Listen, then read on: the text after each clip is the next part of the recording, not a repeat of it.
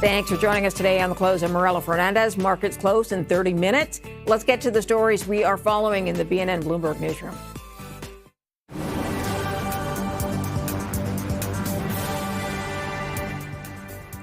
Shares of Boralex are sharply higher today. Brookfield Asset Management and Quebec pension fund La Caisse are partnering to buy the Quebec-based power producer. The acquisition is valued at $9 billion, including debt. Boralex shareholders will receive just over $37 in cash per share, a nearly 32% premium. Once the deal closes, Boralex says it will operate independently and plans to accelerate its 2030 strategic plan. And we will speak with the CEO, Patrick DeCosta, a little later in the show. Shares of AG Growth International are plunging. The company posted a steep decline in profit for its latest quarter, cut its leadership team in half, and also suspended its dividend. Some analysts note the results might cripple the company's growth after a turbulent 2025. AG has been grappling with accounting issues around its Brazilian operations, activist pressure, and sales headwinds. Alberta and the federal government have agreed in principle to reduce methane emissions in the oil and gas sector. The new agreement builds on November's Memorandum of Understanding between both parties and includes a goal of reducing methane emissions by 75% below 2014 levels by 2035. Alberta would implement an approach that combines regulations, offset credits, and targeted investments. Wealthsimple has cleared a key hurdle in Canada. The online trading and financial services platform wants to offer prediction trading in this country. It's been approved by the Canadian Investment Regulatory Organization to offer contracts tied to economic indicators, financial markets, and trends. Prediction trading is getting more popular, but has largely been banned in Canada. Quick look at where we stand on the markets so far on the day. The TSX 416 points up, or 1.3% so far. Let's move south of the border.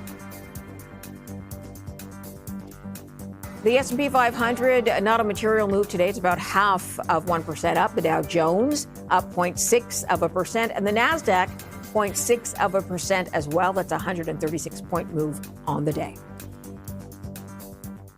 So markets are rallying. Oil is down on hopes of de-escalation in Iran and safe passage for ships through the Strait of Hormuz. How should investors navigate the strait of volatility? Our next guest says sometimes the best option is to do nothing. Colin White is CEO of Verican Capital Management and joins us now. Colin, thanks for joining us today. Oh, you're welcome. Nice to be here. Thanks so much for asking me. How hard is it not to react? Oh, wow. That is a really big question, a good question. It really is difficult because the human reaction is, fight or flight. So something bad happens, and if you sit and consume a lot of bad information in volume, then you feel you need to do something. And it's very, very difficult to understand when you don't need to be doing something. So it's a very high order skill, and it's difficult. There's no question. Okay, you expect short-term volatility to continue, as you say, a tweet by tweet. So do you ignore all of it, or do you evaluate and then dismiss? Well, you have to pay attention to it for sure. I mean, we're looking for the underlying trends, and these, the tweet by tweet thing. Yeah, that's going to move day-to-day trading, but hidden underneath that, and sometimes without having enough attention paid to it, you are seeing some economic indicators. There's longer-term issues that are beginning to play out. Historians are going to figure out whether the current events that are happening geopolitically are the cause of what's going on. But hidden underneath the tweets and the market activity, we still have real, employment numbers coming out. We have real, the Federal Reserve and the Bank of Canada are having to make decisions. And you have the odd juxtaposition right now of having all these geopolitical forces potentially generating inflationary effects in the market. And what do we do about that from a monetary standpoint? Is that something that we can adequately react to? So yeah, we're not ignoring it for sure, but we're just not reacting to every movement every day. It's more about figuring out how much that really is affecting things that matter longer term.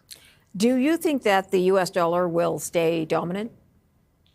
Well, you know what? We've been predicting the demise of the U.S. dollar for some time now. And there's been, the decrease of U.S. influence and, about the decrease of U.S. exceptionalism and things of that nature. And this is another one of those inflection points where everybody's looking at it going, all right, everybody's scared. And when everybody got really scared, the gold sell-off was fairly significant, and the U.S. dollar has actually held up nicely.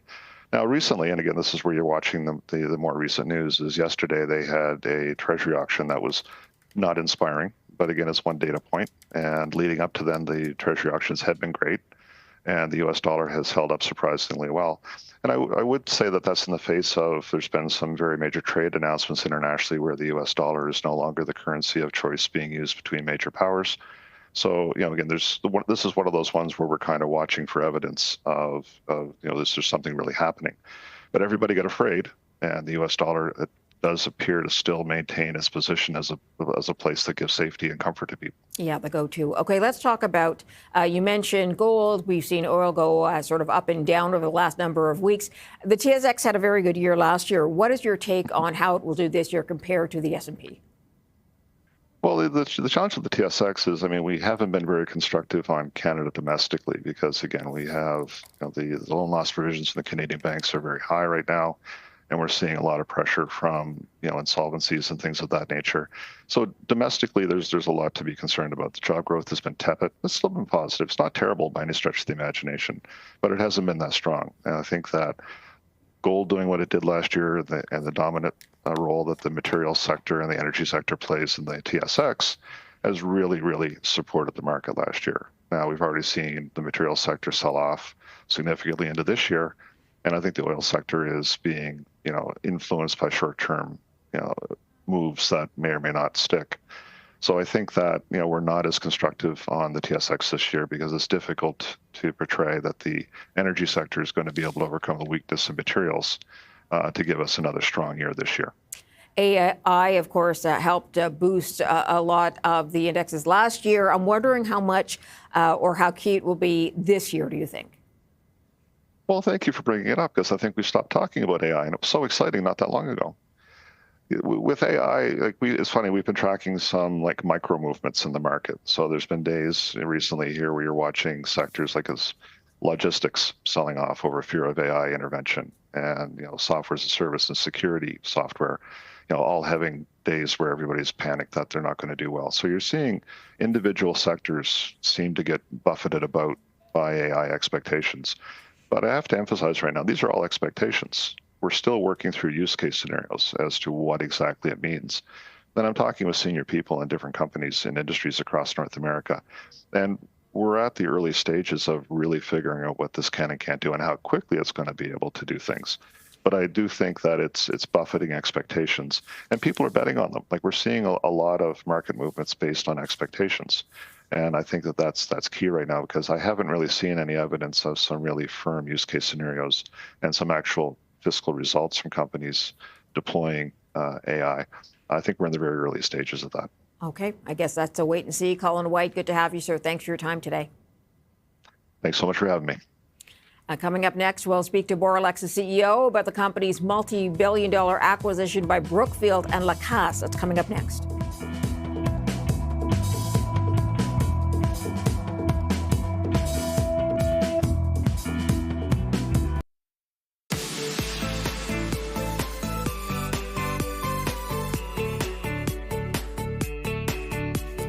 Shares of Boralex rallying today. The Quebec-based company has agreed to a takeover by Brookfield Asset Management and Quebec pension fund Lacasse. That acquisition valued at $9 billion. That's including debt. Here to talk about that some more is Patrick DeCaustre, President and CEO of Boralex. Thanks for your time today. Thank you. Good afternoon. When did you first put the company up for sale? What triggered it? Essentially, we were thinking to find the best tool to deliver our strat plan. We have a lot of great projects in Quebec, in Canada, in France, in the UK, and in the US, and we have to have the tool to finance them. And one way to finance them is to have debt, but also to have equity. And on the market, you're never sure it will be a line. So we decided to start that during the summer of thinking about this, and we start a competitive process with the board and a special committee in the fall, actually. What was the debt situation for the company at the time? The debt situation, the company, the debt is not an issue for us because we can raise debt on long-term contract because we're contracting with company like Hydro-Québec or ISO or in between 20 to 30 years. So the question is more to raise the equity and to be sure that at the time you need equity for the next years, we want to invest $7 billion in the next years, and we need 500 million of equity, which is a huge amount. And you're never sure that the planet will be aligned at the time when you do this financing. So that's the reason why going private is a great opportunity to have more predictability of the financing and of the cost of the financing of your equity specifically. You have several projects, as you mentioned, on the go. Which one currently has the biggest budget? And will your timelines change, perhaps speed up as a result of the sale? We have two large projects here in Quebec. We have two projects of 400 megawatt wind project on the Seigneurie de Beaupré. This is project of around 1.2 billion each of them. We own 1/3 of them. We are the developer of this project and the operator along to Énergie and Hydro-Québec. So this is the two largest projects, and this will help to continue the financing of this project. But we have 7 billion to invest in the next 5 years. So it's a lot of other projects in Ontario, in the UK, in France, and in the US. Can stakeholders expect any structural or operational changes as a result of the companies going private? Essentially, what is giving to the company is the certainty of being able to finance this project. So I think for all the stakeholders, it's a good news because it will make Boralex stronger with two strong sophisticated financial partner with La Caisse and Brookfield, obviously. And Brookfield will also bring some, skills and scale in the business because it's a worldwide investors. So for the stakeholders, it's a good news. Boralex would be more present. There is no change on the head office that is in Montreal, on the leadership team, and on the team more globally. So this is also a very good news. Okay, so you're talking about equity. You're talking about now having, I guess, the certainty to go ahead with the investments for the projects that you want to do. Do you expect any headwinds to get in the way of this deal? Yeah, not really, because it's a deal that has been, there was a lot of interest on Boralex. So we ran a very structured and disciplined competitive process. So we end up with two great partners. I think it's good for all stakeholders. It's the best valuation also for shareholders. So really, yes, we have to go through a vote of the shareholder, but I think it's a very good outcome for them. It will crystallize value and help the company to go further and maybe to accelerate from the already ambitious strat plan that we have. Patrick, as you know, the American president has been challenging clean energy. He's looking at older sources of energy to move that country forward. Has it impacted your company's North American operations at all? Finally, it has accelerated things in Canada because, the situation with the U.S. has accelerated the investment in infrastructure. But on the other side of the border, the demand in power is going up and up. So there is still a lot of demand in the U.S. And since renewable energy is very competitive, there has never been so much project in the U.S. I was in Phoenix last week, and there is, this industry is really bubbling, and it's great. So for the next 5 years, there is a lot of opportunity in the U.S. despite the speeches that you were mentioning. So there is a lot of great opportunity, demand driven. Can you talk a little bit more about that? What you see the outlook for renewable energy for 2030, that is sort of the timeline you want to work with your company. And I'm just wondering, where will your customers come from? What are you seeing ahead as far as the demand for renewable power?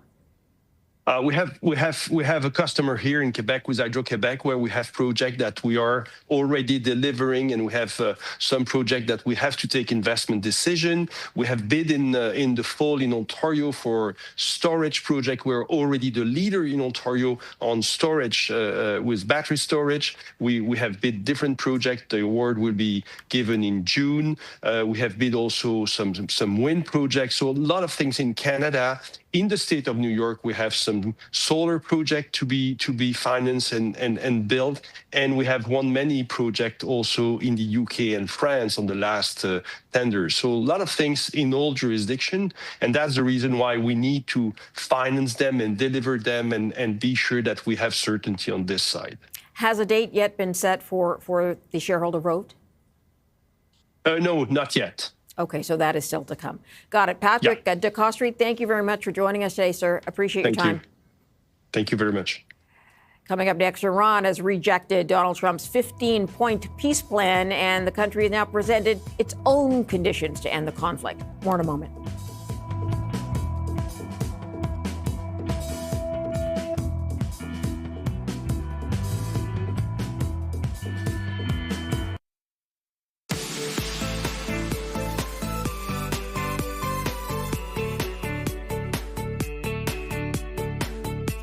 Iran has rejected the U.S. 15-point peace plan and put forward its own map to peace. Needless to say, the plans are polar opposites. Let's go to Kelly Grieco, Senior Fellow at the Stimson Center, to talk about that. Thanks for your time today. Hi, thank you for having me. Would you take Iran's counter-proposal at least as a sign that the nation does want to talk? Yes, I have to agree with you on that. I think the fact it wasn't a flat-out rejection and that they actually offered some terms is actually a promising sign. And I would also note, I thought it was interesting that of the 5 things they offered, they were really much more focused on the immediate war, certainly sovereignty of Iran and the regime, but they weren't necessarily trying to engage with larger issues around nuclear program, its ballistic missiles. It seems to want to focus specifically on the current conflict. Okay. Is it clear to you that the U.S. is negotiating with the right people? There's been discussion of who that could be, but is it clear that that is happening and that they're discussing with somebody who can bring about an agreement in Iran? Yeah, I mean, this is certainly a challenge right now, given a change in the government, if you will, and concerns about whether there's been any splits or there's different factions. I mean, it seems like there are a couple key leaders that they're trying to engage with, including the leader of parliament, and he seems to be the key individual at this point. All they can do is really try. But I think the fact that you see this response, and it was done publicly on TV, shows that there must be some level of agreement here, that they're able to come together and decide on these 5 terms as a government. I think suggests that there is some coherence here, an agreement on how to move forward. Okay, so let me ask you, Kelly, about where you see these nations agreeing. If their proposals are opposite to each other, is there a 1 issue, 2 issues, a place in the middle you can see them agreeing to? Yeah, so that's a great question. And that's ultimately what's going to have to happen, because I do think this is going to end diplomatically rather than militarily. What I would say is my concern when I see the 15 points, or what we know of these 15 points the administration offered, is that they really want to engage issues like the nuclear weapons program, its ballistic missiles. And I don't think that that's actually going to be a really viable path forward to engage those kinds of issues, particularly because of the concerns around the Strait of Hormuz. And Iran knows that we're very concerned about reopening the Strait. And the best course for that is diplomatic. So I think actually it's the United States is probably going to have to come to terms with narrowing the scope of its objectives and focusing on more immediate issues, a cessation of hostilities, agreeing not to kill more Iranian leaders, Iran agreeing to reopening the Strait of Hormuz, the immediate things. I think that's where we have to head. Can the U.S. persuade Israel to stop its assault? It seems to have its own agenda. Yeah, I mean, it's true of any coalition. The interests are not identical. They overlap, but they're not identical. And at certain points in any coalition, those interests can start to diverge some, or What I would say, though, is the United States is not, helpless here, in the sense that, that they can't influence Israeli behavior. They have some important points of leverage. Certainly one is, the military aid we provide every year. But more immediately, I would just say, if you look at this kind of operation and the use of air power, the strikes that are being conducted against Iran, at that kind of scale, they're not really possible for Israel to conduct without the United States providing extensive aerial refueling support. The distances involved are significant, and while Israel has aircraft that can, without aerial refueling, make it to Iran and come back, they don't have enough time to really loiter. And if you're going to really do this at scale the way they're trying to right now with tempo, you need that aerial refueling, and that in itself is actually an enormous source of U.S. leverage. What do you see as the role of the American troops, who we know now are en route? Yes, I mean, I'll be honest, I'm very concerned about this because it's a little too much reminiscent of sort of the buildup to when these strikes began, where, even as a defense analyst, I'm seeing it and thinking, well, this isn't really going to happen, right? We're not really going to actually start bombing. And I seem to be having a repeat of this experience watching the Marines headed there and also elements of the 82nd. What I would say, though, is I think the administration is trying to signal to Iran that it has other options if a diplomatic compromise is not found. They're trying to find leverage, particularly because in many respects, the Iranians have the advantage here with leverage because of the strait. So I think they're trying to signal that they're willing to escalate. The problem with this approach is that the Iranians, ultimately are fighting for survival. They have a greater stake in this conflict, and they know it. And so I don't think that they're necessarily going to blink at the idea that, the U.S. is sending ground forces. What I'm really worried about is that we're going to do something like try to take one of the smaller islands near the Strait, or even Karg Island, the larger island where much of the oil for Iran passes through.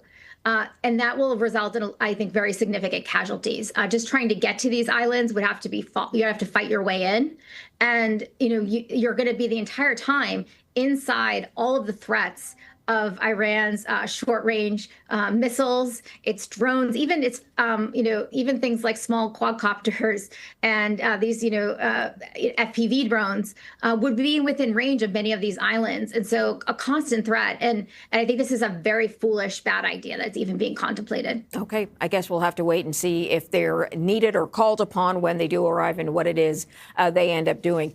Kelly Grieco is senior fellow at the Stimson Center. Kelly, thank you for your time. Appreciate that. Thank you. Let's take a last look at the markets before the end of the trading day. A comeback day for the TSX, up 430 points right now, or 1.4%.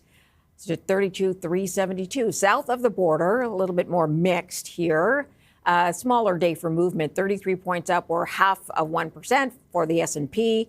0.7% for the Dow Jones. It's up 300 points, and the Nasdaq up 0.7%, 160-point move up. We'll have a look at the movers and what oil and gold are doing. That's coming up next. The closing bells on Bay Street and Wall Street straight ahead. Stay tuned.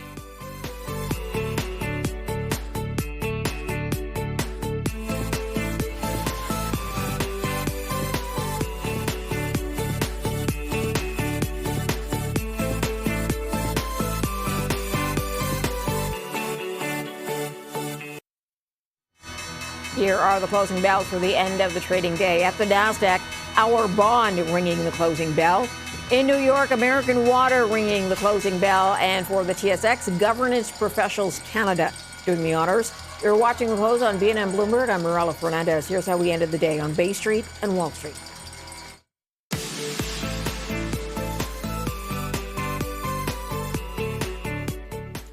The TSX Composite, a gainer today of 441 points, or 1.4%. A 0.5% move up for the S&P 500, 35-point move. And the Nasdaq up 0.8%. That's 167 points today. Let's have a look at some of the other movers today. First, oil. Let's start with the movers in Toronto. Boralex, it is up almost 11% today, $3.62. And that is word of a sale. We just spoke to the CEO. We'll have more on that story coming up in a moment. Let's get to NGEx Minerals. It is a gainer as well today.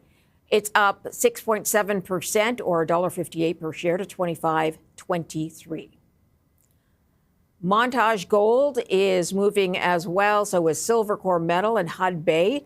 Montage Gold up 7.8%, Silver Core 6.5%, and Hudbay 6.3% up. So let's get to spot gold. Some of the metals are moving up, of course, with the price of gold, which gained $135 today, up 3%, taking gold futures for June to $45.69. In the red today, we have MDA Space. It is down 4.6% or $1.85 to $38.45. And then Birchcliff Energy is also down today. It's 4.5% down, 36 cents per share gone, down to $7.65. A quick look at West Texas Intermediate, which is down today $1.18 to $91.15. So it's down about 1.3%. Let's get to the movers. Bloomberg's equities reporter Stephanie Hughes is going to shed some light on. We'll start with MDA Space, Stephanie, which is down, but what is moving the stock? For sure, Morella. Yeah, it was a rough day for MDA Space. Those shares fell by over 10% at their lowest point. Did end up pairing some of those losses, but still a down day for the satellite developer.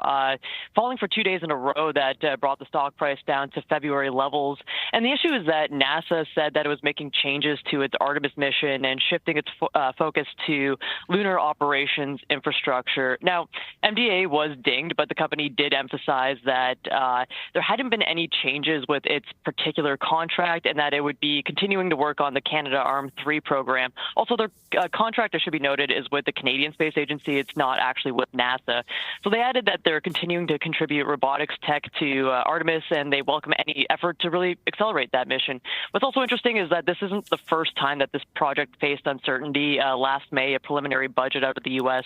proposed terminating it outright. So MDA Space shares were hit back then, but ended up recovering. It's kind of been a roller coaster ride over the past 2 years, but it's still well into the green so far this year. Viewers may recall that actually MDA Space recently dual listed in the U.S., and despite today's setback, shares are still up by over 40% so far this year, Morella. Okay, let's get to Boralex. We know they announced a deal. They're going to go private. That led to the big gain, but share the details. That's right. Yeah, the big gain indeed. So those shares jumped by over 11%, and that's extending gains for 3 days in a row. That officially brought the stock price to its highest level since June 2023. That's after news this morning that Brookfield Asset Management and Caisse de Depot agreed to acquire the renewables firm for $9 billion. So this is part of a story this week where earlier in the week, my colleagues reported that the company was going to be pursuing some strategic reviews. Boralex kind of commented on that yesterday with the announcement. And now that we've got the update this morning, analysts seem to be happy with the valuation and that the strategic review sort of crossed the finish line there. So TD Cowen's Sean Stewart said that the team believes that this friendly privatization offer represents a fair value for Boralex shareholders and that they really see just minimal chances of a higher bid actually taking place to compete here. It's also interesting to hear a money manager's perspective. James Thorne, the market strategist at Wellington Altus, was on BNN actually earlier this morning saying that we've got this environment where in AI where cheap energy is the foundation of economic competitiveness, and that Brookfield and Case were taking the long view and they really had this investment going for it. So it was interesting to hear just a multitude of different perspectives on this deal, and definitely putting shares into the green, so shareholders are reacting in kind as well, Morella. All right, we appreciate the update, Stephanie. Thanks for that. Thank you. Let's go south of the border and take a look at the movers there. Bloomberg senior equities reporter Bailey Lipschultz joins us now. Bailey, Chewy does pet supplies. That stock is surging after reporting earnings. What did investors see that they liked?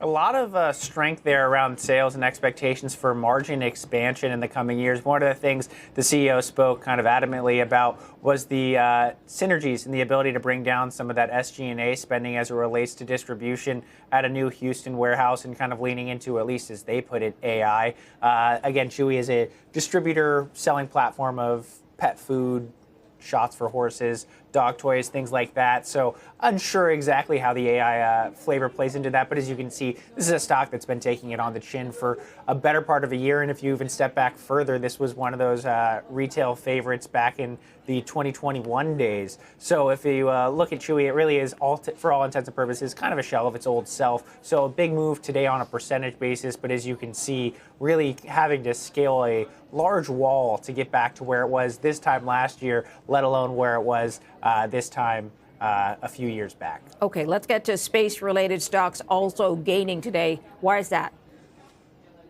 This comes after reports from ourselves and the information that a confidential filing from SpaceX could come as soon as this week. We've been reporting for more than a month that the expectation is that a confidential filing with the SEC could take place in March. That would lay at least the course potentially for an IPO in June. So we saw a number of investors and retail traders flocking to companies associated with space. So we saw Planet Labs rallying to its highest level. Since it went public, we saw big gains, as you can see, for EchoStar, which has exposure to SpaceX outright, up 8%. AST Space Mobile, which is a company that helps run satellites and does communications for like direct to cell phone technology, potentially kind of competing but partnering with AT&T and T-Mobile. They were up double digits. So the entire ecosystem rallies pretty much on any seemingly good news for SpaceX. So certainly will be something we keep an eye on, again, as we watch with bated breath the coming days and coming week, if we will in fact get news that the company has filed confidentially for that S-1. Again, that would start the process for a potential IPO in June. All right, let's get to AMD and Intel gaining today. What pushed that? This came after a report overseas from Nikkei saying that these are two companies that let customers know that they are raising the prices of CPUs in March and in April, according to the report, 10 to 15%. So we did see investors kind of rewarding the view that if you can hike prices, that helps margins and helps sales. So certainly a step forward for the companies in terms of getting back towards the levels they were trading at earlier this year. Again, these are big companies, so a 7% rally essentially for both stocks is nothing to bat an eye at. The big question obviously is, how does this ultimately cause any knock-on effects? Are there going to be other companies that have different chips that are able to hike prices? And are these companies that, in terms of customers, are taking more costly chips and therefore raising their prices to maintain margins? That's a very convoluted and kind of long conversation for a future day. All you need to know, though, is that these are two stocks that outperformed today on news that they are hiking those prices again in March and in April. Good to know. Bloomberg's Bailey Lipschultz, thanks for that. Coming up next, stocks hold on to their gains. Oil prices retreat. We'll have more on the markets when we return.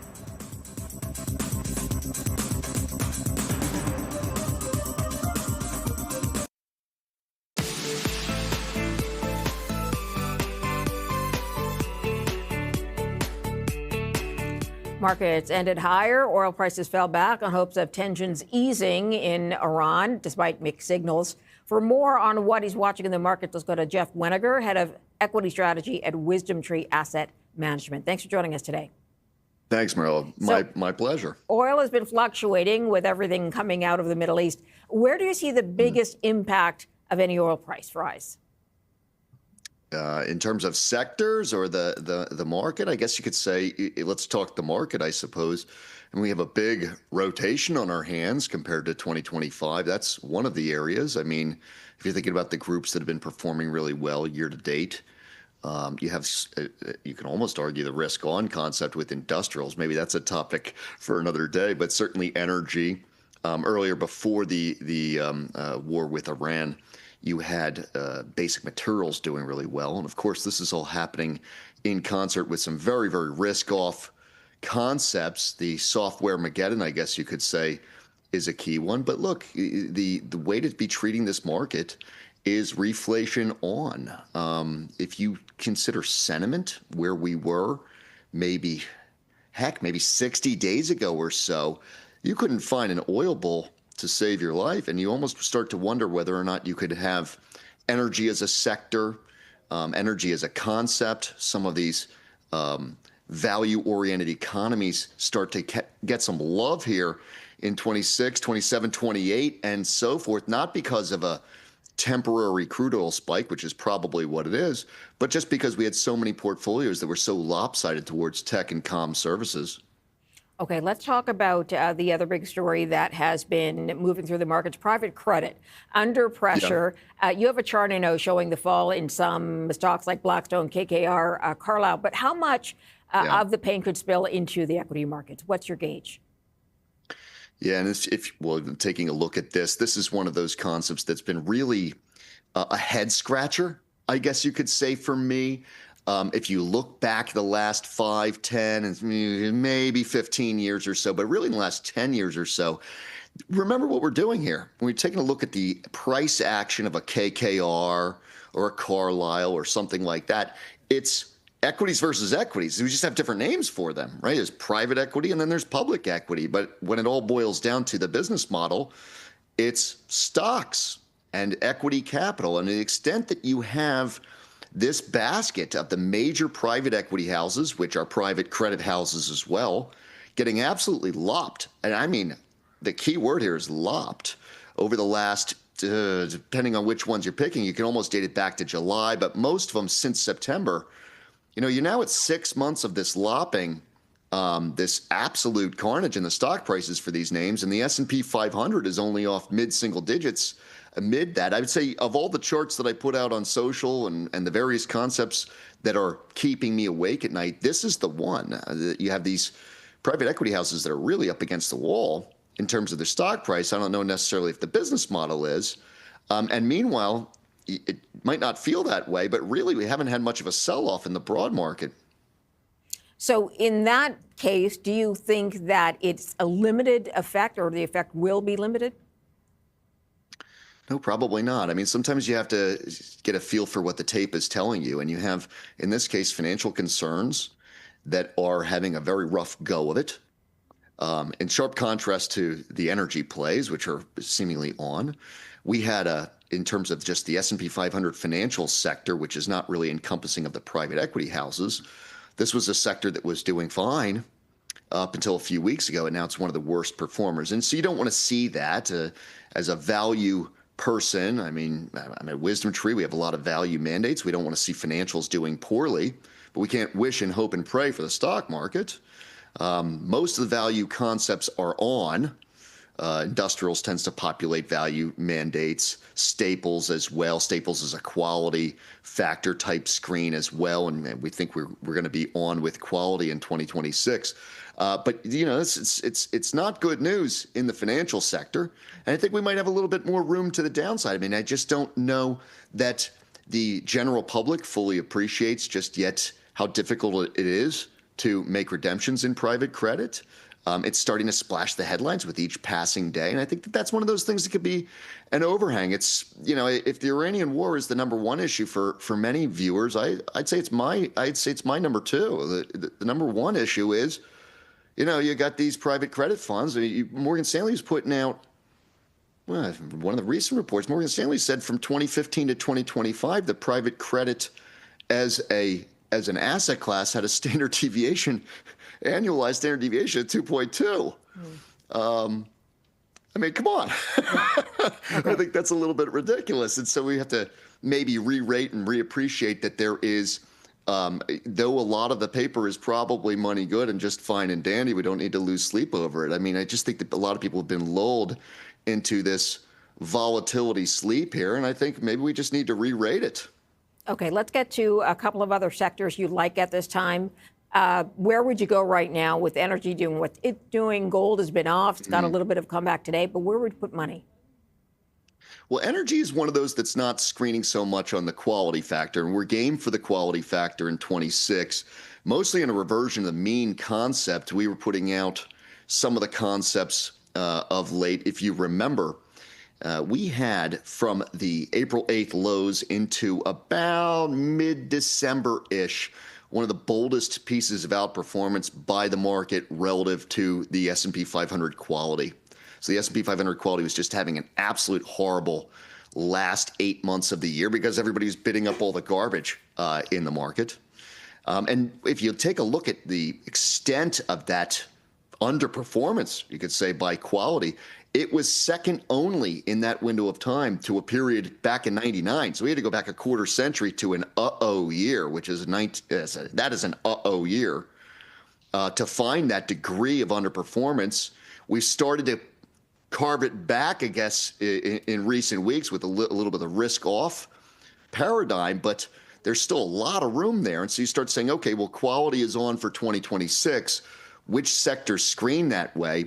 Interestingly enough, industrials, which is a little bit difficult if you have an issue with risk on, but industrials is one of those groups. Staples is one of those groups. So those two probably look like they're okay for the rest of the year for some outperformance.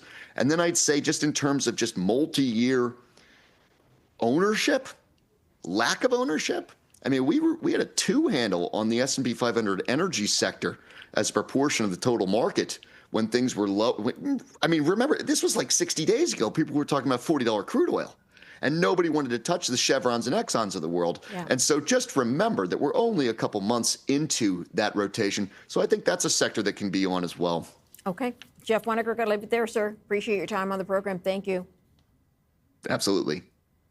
Coming up next, shares of ARM Holdings surging. The company known for licensing its instruction sets to other firms is now entering the chip market. Back in a moment.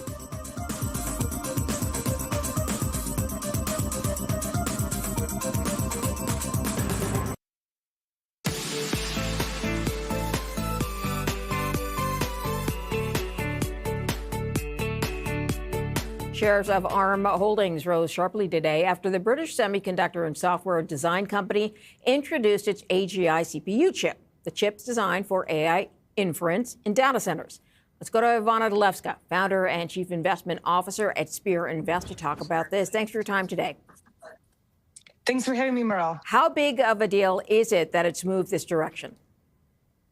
So this is a huge deal for ARM, and the reason is because they have traditionally not been in this market. Their business model has been licensing their technology, so it's going to be a very significant opportunity, especially as we look into year 5. It does come with some risks as well, so this is why you're seeing the stock up only 20%, even though they may be able to double their revenues from the current base. But yeah, still pretty big deal. Yeah, 15 billion U.S. in sales in 5 years is what they're thinking, and I know they're under 5 right now. So why would a company like Meta, which has already signed up to use their chip, want to go this direction instead of turning to more established players? Or is this a situation where it's going to add on to what they already have from other players? So this is going to add on to what they have from other players. What's been happening in the space is companies are now broadening their exposure from just NVIDIA chips. Many companies are developing their own in-house chips. So companies like Meta, you see companies like Amazon, they're developing not only their own GPUs, but this would be an opportunity for them to develop a CPU as well. So I think we're going to see a lot of players try to expand into many different areas and try to diversify away from NVIDIA. So doesn't it then turn some of its customers into competitors?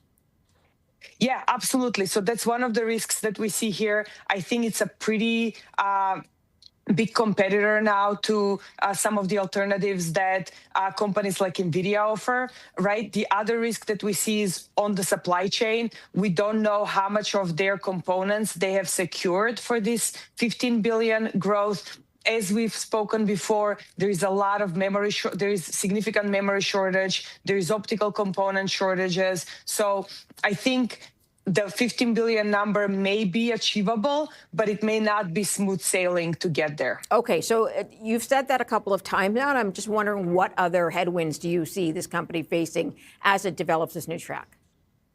So usually, Marella, it takes 1 to 3 years for the chip to be optimized. So what we see many times is that when a company introduces a chip, the first and second generation may not be fully optimized, and competitor chips may be better. By the time you get to the third generation, that's when we really see improvement. So I think this is going to be a situation where there is a slower ramp, but then once they figure it out, it would end up being a significant opportunity. Okay, let me get to OpenAI, because it's discontinuing Sora, the video app. Why is that? So what's been happening in AI right now is the video side is quite expensive to implement and use. So a lot of the stuff that we are finding useful is really on the low-hanging fruit side, which is more productivity improvement type tools. So Anthropic was able to introduce one of these tools, and they're gaining significant market share. Okay, so is this sort of part of the larger picture? Should we expect more of this scaling back from OpenAI? Well, not necessarily. I think it's really going to be more reallocating resources to other areas. So basically, what we're seeing is these productivity tools are really pretty useful, and that's really where there is an opportunity to gain market share. On the flip side, video is very expensive. So I think they're going to really push a little harder towards being a direct competitor to Anthropic. Anthropic has been growing pretty rapidly with this recent Claude Code co-work introduction. So we believe that they're actually exceeding the OpenAI revenue base as of right now. So I think it's a pretty tight race, and it's very important for each company to allocate their resources accordingly. Okay, so let's talk about resources for both Meta and YouTube, parent company Alphabet. Of course, that U.S. court case has gone against them today, so they're on the hook for damages, and this could open the door to a number of cases in the U.S. I think there are something like 1,500 cases waiting to go ahead. This was the first. As far as the harm those products have done in the past, what's your take on what could be mounting costs to these companies? I mean, at this point, it's very hard to assess the ultimate impact, and they are disputing this. So we will see how it ultimately ends up shaking out. It is a pretty significant risk. I think there is going to be a lot of focus on this going forward. And companies like Netflix, for example, aren't really allowed to use their user-generated content. So it does kind of put Meta in an advantage from that standpoint, but it clearly comes with risks as well. All right, I'm going to leave it there. Ivana Delevska, thank you so much for joining us. Appreciate it. When we come back, Canadian farmland values continue to rise, especially in the prairies. More details in a moment.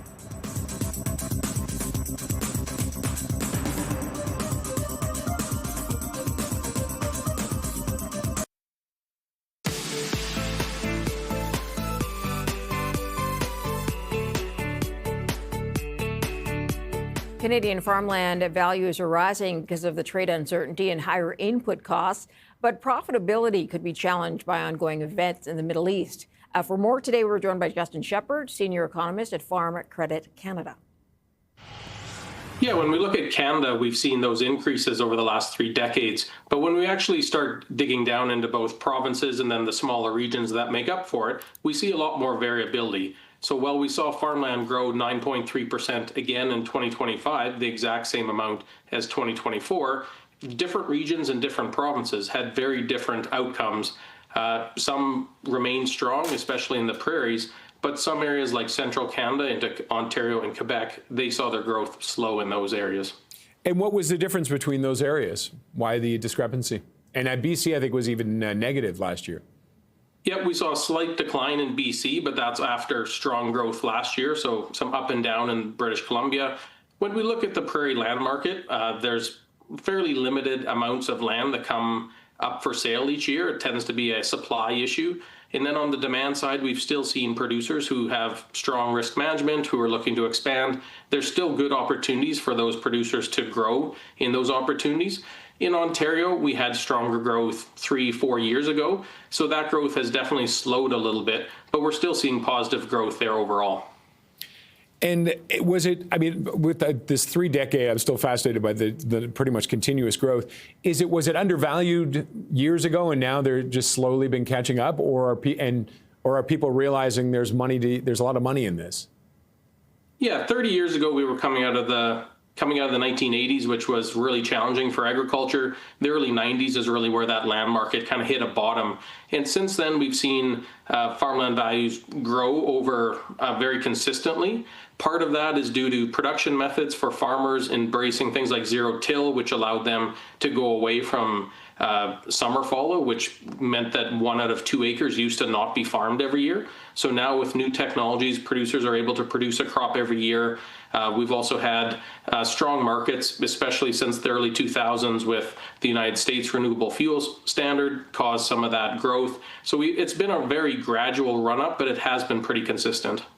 Now, this year, obviously, there are some challenges with fertilizer and fuel. What kind of a pressure will those put on? Yeah, definitely. Producers are concerned as we are getting close to planting the crop in parts of Canada, maybe 6 weeks in others. So some producers would have locked in input costs last fall, so they probably have a slightly different view on the year ahead. But for all producers looking at things like fuel, where maybe it's not as easy to lock in, those producers are looking at higher costs through the season. So there is concern. We're seeing tighter margins across grain and oilseed across the country. It doesn't matter really the region. We are seeing tighter margins, and we were expecting tighter margins prior to the conflict in the Middle East expanding. So ultimately, producers are very good business people. They are dealing with, they're seeing a little bit higher commodity prices as an output as well. So things like canola are up over the last month, but definitely some concern over where input prices go. And who's buying the land? Do we know? I mean, are we seeing the small farmers disappearing with these prices?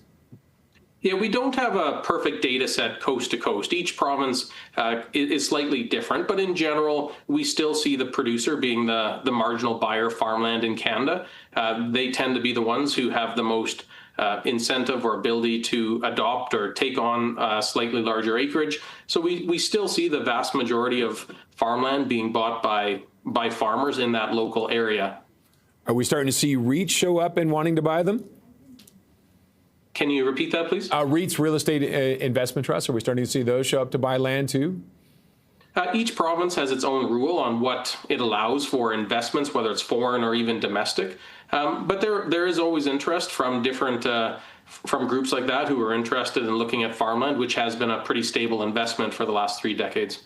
And is there any more room for growth land-wise in Canada? Or are we pretty much farmed out? In that we've taken all the arable land that we have available? It's pretty small at this point. When we see additional acres coming into production over the last 20 years, we have increased our total cropland, at least according to the Canadian census.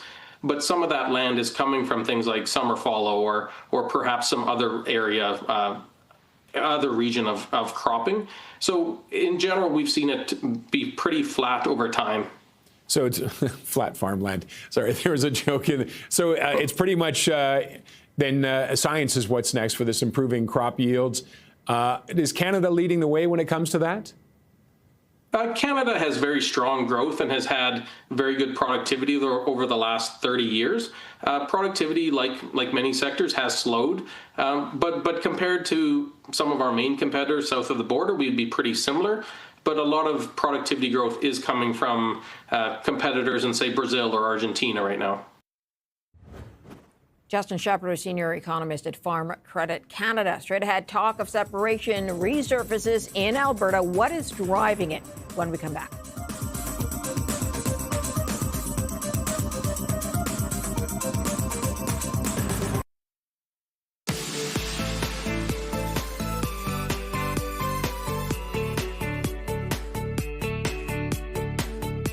Canada's unity is under renewed pressure. In Alberta, a growing succession movement could lead to a vote on leaving the country later this year. Bloomberg's Vancouver bureau chief Thomas Steele joins us on that now. Thomas, thanks for joining us. What will it take to make it on the October ballot? Hi, yeah, they are currently busy gathering signatures across Alberta and beyond to get to a threshold of 177,732 signatures. If they do that by May the 2nd, then Alberta's Premier Daniel Smith has said that this question, should Alberta remain part of Canada, will be part of a referendum in October this year. Okay, so is it clear how much support there is for this movement in the province? So the support looks like a decent chunk of people, but not currently near enough to succeed in an actual province-wide referendum. polling figures fluctuate, but they don't seem to go much above the sort of 30% range. The most recent poll, the one we cite in this story, is actually only 21% of Albertans support secession. A very small proportion of those would like Alberta to become part of the US. The others wanted to be independent, but yeah, that's obviously still a minority by any measure. It's a minority, but it is significant. So what do you think is driving this movement to separate? Is it Donald Trump in the U.S. saying, you know, we want Canada to be the 51st state? What's driving it now? Yeah, the Trump effect is interesting. We can get to that because I think actually there is a risk for the separatists that, you know, Trump is supporting Trump or allying with Trump could actually backfire because he's so unpopular in Alberta. But what's driving the grievance is actually more, you know, Canada focused. You know, the lack of an extra pipeline. Obviously, they had one built with Trans Mountain, but it took an awful long time. It cost more than expected. New environmental laws under Justin Trudeau have sort of restrained the oil sector, which is the powerhouse of Alberta. It's Alberta's alone, and they see that it's been held back. They are still the wealthiest province, you know, to a person, but their advantage, an interesting stat we dug out, shout out to my boss Derek for finding this one, but an interesting stat is that their advantage in terms of wages over the rest of Canada has really eroded. So Albertans used to earn a lot more. Now they earn a bit more than the rest of Canada. Okay. What would happen if a majority, and I know you said there doesn't seem to be that support, but if a majority voted to separate on that ballot, what would be the next step? Yeah, it's obviously unprecedented in Canada. The closest that Canada has come is 1995 in Quebec, 1% margin of victory for the Remain side. That then led to court cases and new legislation, the Clarity Act. And I think the upshot of all of that was that Canada would be obliged to negotiate if there was a clear majority of Albertans that had indicated that they wanted to separate. Now, they would have to negotiate to respect the will of that referendum, but whether that means a clean break, whether that means some novel legal structure, it's all completely murky, uncharted waters. Bloomberg's Vancouver Bureau Chief Thomas Steele, thank you, sir. Appreciate your time on this. Thank you. Coming up, some hot picks. We will zero in on 3 event-driven equities. Keep your eye on. Back in a moment.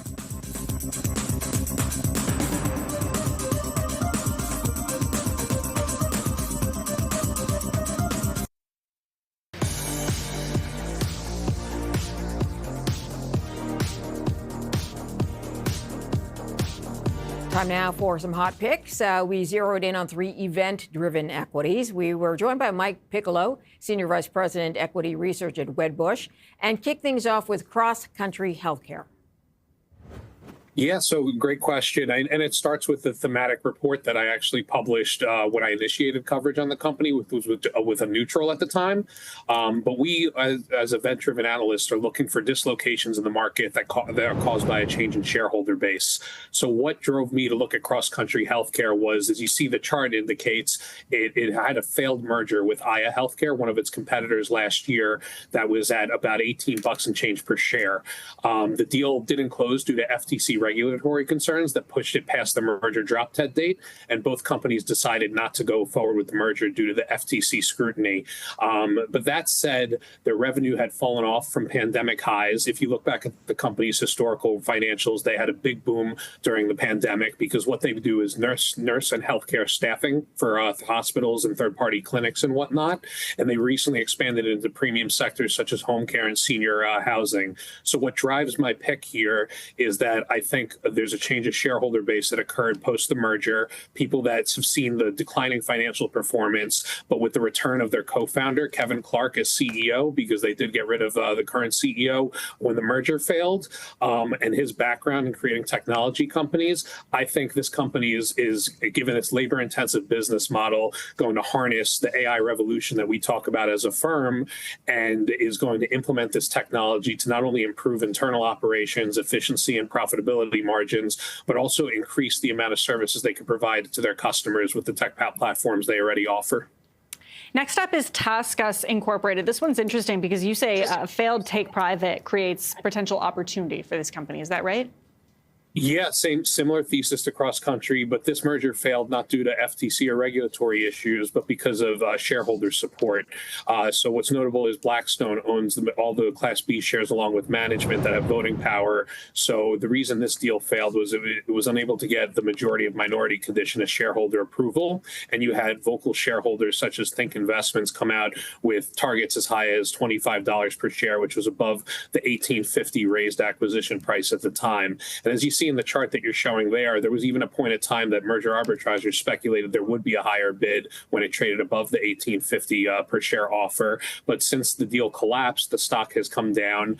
It is also faced with AI headwinds, given its labor-intensive industry. So what they do is they're essentially almost like a BPO provider providing outsourced functions for technology companies specifically. They have three segments: digital customer experience, content and safety moderation within trust and safety, and then a growing AI services segment. What I think the market is misunderstanding here is that it is not going to be cannibalized by AI, but enhanced, evidenced by superior growth that the AI services segment has had over the past couple quarters. So I think they're at the beginning of, again, the AI revolution that's going to benefit this company. It trades at a very depressed earnings multiple, both to its historical trading patterns and also compared to its peers. However, one thing I would note is they declared a special dividend that goes X tomorrow. So there's likely to be weakness in the stock. So if I was considering this idea, while we do have an outperform and a $14 price target, for the next 12 months, tomorrow may provide an attractive entry point because we'd expect the stock to trade down by roughly the amount of the special dividend, which is $3.65. Interesting. You mentioned those AI headwinds in relation to the labor force, and I was going to ask about headwinds or any other risks. Can you kind of explain that further, and also if there are any other risks maybe for this company? Totally. There are risks, and I would say it really hinges more on execution and just the implementation of these AI initiatives. Because, for example, one of their largest customers, they have a high customer concentration that's supposedly a large multi-cap social media company that accounts for, 27% of revenues of the last quarter. And with these big hyperscalers and social media companies deploying resources and CapEx into AI, that does create a potential headwind and risk for the company should they decide to insource some of these services that currently TaskUs provides. So while there are certainly risks to this story, I think the valuation is what makes it attractive to me. In terms of how I publish my research, I do probability weighted price targets between a bear case, a base case, and a bull case. And in my bear case, I have an $8 price target that's supported by a discounted cash flow valuation should there be some pressure on those segments. And that's what supports my bull case multiples and how I arrive at a probability weighted $14 price per share. I try to account for some of those risks in my different valuation scenario analysis. Okay, got it. All right, so let's move on to your last pick for today, and that is Burford Capital. Yeah, so this is a binary outcome type situation. So long story short, this is one of the largest litigation finance lenders. What they do is they provide third-party funds to corporations, law firms, anyone that's engaging in litigation. And essentially what they try to do is they manage the caseload with a proprietary data set software and then lawyers on staff to try to predict potential settlement outcomes, win rates or loss rates, and they have got a great track record of doing so since inception with a cumulative 87% ROIC and a 26% IRR. So this is really just a bet on the management team and the business model while the stock's trading at or near all-time lows. And what the event is and the catalyst that could surface that value is they've had a litigation claim with Argentina's YPF, which is their energy company that was nationalized in recent years. And long story short, there was a summary judgment that awarded them $13.1 billion, excluding accrued interest and claims, which they're entitled to a large percentage of those proceeds. They've outlaid about $200 million so far of deployed cost for this case. So should they actually get the full $7 billion plus accrued interest, which we don't think that's likely, we think a settlement is more likely, but even half of that amount, which is what I use to calculate my price target, would result in a share price in the high teen range of like $18 to $20 per share. We have a $13 price target, though, also accounting for the timing and the risk of them not receiving that settlement. But again, compared to where the stock trades today, I see asymmetric potential upside. Downside is relative, maybe $1 or so, to the upside in the $5 to $10 range, depending on the YPF outcome. Mike Piccolo is with Wedbush. All right. Thanks for joining us today on The Close. We do have a little bit more of tape. I lied. Social media content creators playing a critical role in cruise line industry's rebirth as it attempts to attract a younger clientele. Bloomberg's Red Brown has more. The cruise industry is trying to attract a new and younger clientele with the help of social media content creators. Millennials and Gen Zs are definitely looking for affordable options. They're looking for quick time to get away, to escape their corporate 9 to 5. Cruise companies are trying to appeal not just to a different cruise company's customer, but rather the person that might go to Disney or Las Vegas.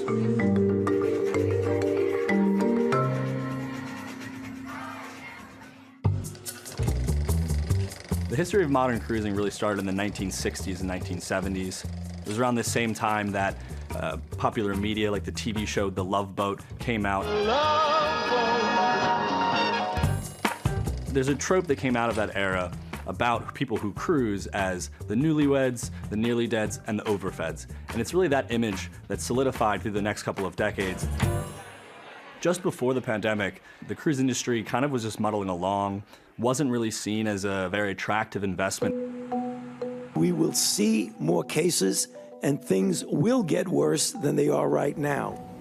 There's an argument to be made that no industry was as hard hit by the COVID-19 pandemic as the cruise industry. Companies were reporting negative revenue during this period. The three public companies, Royal Caribbean, Carnival, and Norwegian Cruise Line, from 2020 to 2022, reported a collective loss of nearly $50 billion. Once these companies hit rock bottom during the pandemic, they moved very quickly once travel restrictions were lifted. And what they found was the demand was there. Since the start of 2023, the stocks of the three public cruise lines, Norwegian, Carnival, and Royal Caribbean, have surged thanks to customers flocking to the seas. Royal Caribbean stock has skyrocketed over 500%.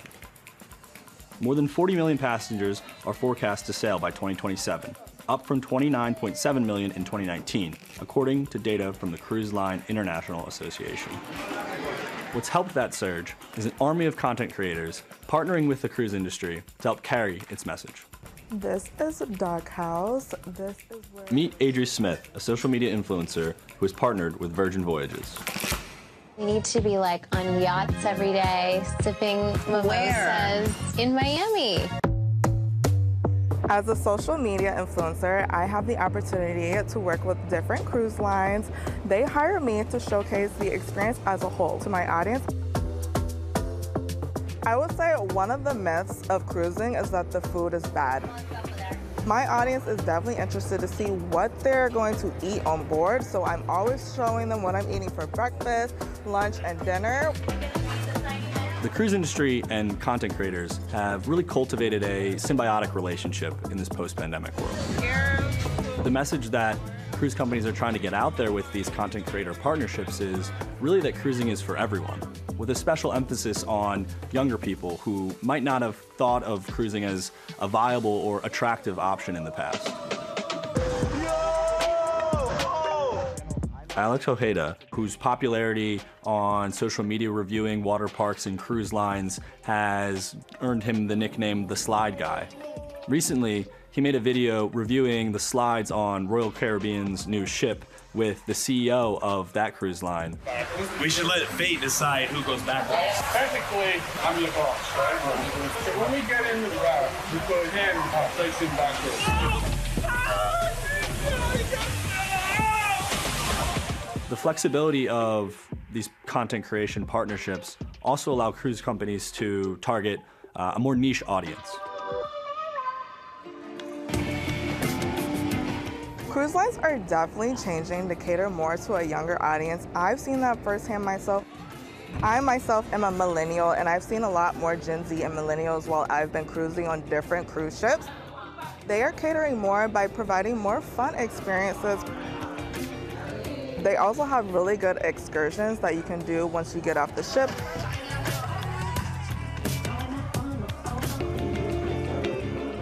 After the pandemic, we entered this era of revenge travel, which saw demand far outpace supply in the travel industry. This was one of the main reasons behind the really rapid increases we saw in the prices of hotels and airfare. Since January 2023, vacation expenses are 13% higher than pre-pandemic levels on average, according to NerdWallet's Travel Price Index. At the same time, cruise prices didn't increase as much, really helping improve the value perception among the general population of going on a cruise. The future for cruising still looks bright. Royal Caribbean gave their financial targets for 2026 that beat expectations as a result of continued strong demand. Still, growth is expected to slow down compared to the skyrocketing numbers we saw in the post-pandemic era. Regardless, my reporting shows that this relationship between the cruise industry and content creators is extremely strong and looks set to continue for the near future. That does it for The Close. Thanks for joining us. We'll see you tomorrow.